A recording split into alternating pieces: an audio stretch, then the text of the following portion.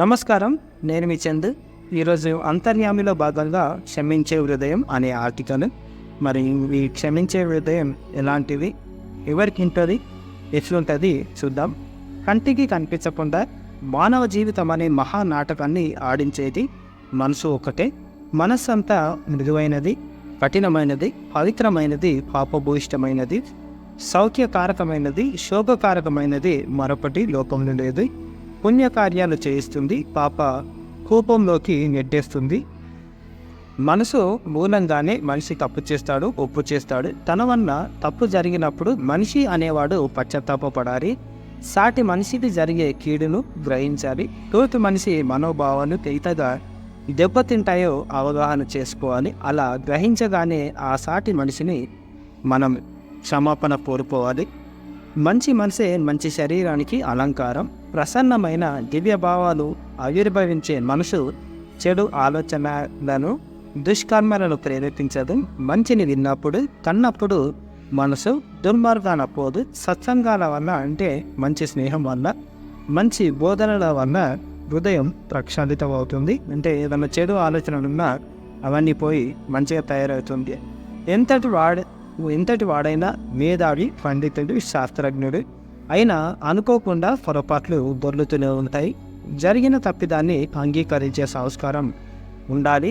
అంతేగాని చేసింది సరైనదే అని అడ్డగోలుగా వాదించకూడదు. క్షమాపణ కోరితే పోయేదే ఉంది, అహంకారం తప్ప. యుగ యుగాల్లో మహామహుల చరిత్ర లేని ఎన్నో దోషాలు దొర్లాయి. కైక తన 2 వరాల వల్ల జరిగిన పరిణామాలకు తరువాత ఎంతో పశ్చాత్తాపడినట్లే హిందీ జాతీయ కవి మైథిలి శరవిక్త తన సాకేత మహాకావ్యంలో చాలా గొప్పగా అభివర్ణించాడు. అర్ధరాత్రి వేళ అశ్వత్థామ పాండవులను పాశవికంగా వధించగా అర్జునుడు అతన్ని బంధించి ద్రౌపది ముందుంచుతాడు. భీముడు అతన్ని వధించే ప్రయత్నం చేసినప్పుడు ద్రౌపది వారిస్తుంది. బ్రహ్మహత్య మహాపాతకమని, పైగా కన్న తండ్రి గర్భశోభం భరించరానిదని అశ్వత్థామను క్షమించి విడిచిపెడుతుంది. అహల్య శాపగ్రస్తురాలైనప్పుడు పశ్చాత్తాపం చెంది విమోచన ఉపాయం కోరినప్పుడు భర్త గౌతమ మహర్షి శ్రీరామ పాదధూళి తగిలినప్పుడు స్వస్వరూపం పొందగలవని చెప్పాడు. సత్రాజిత్తు తన సమంతకమణిని శ్రీకృష్ణుడు దొంగిలించినప్పుడు నింద వేయడంతో పరమాత్మ అడవులోకి వెళ్ళి ఎంతో కష్టపడి మణిని సాధించి సత్రాజిత్తుకు అప్పగించాడు. సత్రాజిత్తు వాసుదేవుని దూషించి నిందించినందుకు క్షమాపణ కోరుకున్నాడు. విరాటరాజు కంకుబట్టుతో పాచికలాడుతూ ఆగ్రహంతో అంటే కోపంతో పాచికలు విసిరివేయడంతో కంకుబట్టు తనకు తగిలి గాయమై రక్తం కారసాగిరిది.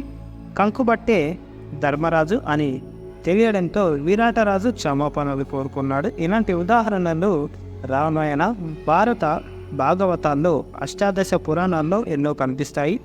చేసిన తప్పును ఒప్పుకొని క్షమాపణలు కోరినట్లయితే క్షమించే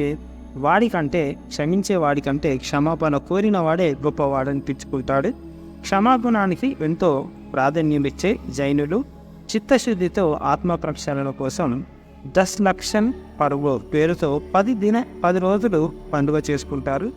దోషిని క్షమించిన వాడు దైవ స్వరూపుడని బాపూజీ అభివర్ణించారు అని సింహపూడి శ్రీరామమూర్తి గారు రాస్తున్నారు. ఇది ఆర్టికల్ క్షమించే హృదయం.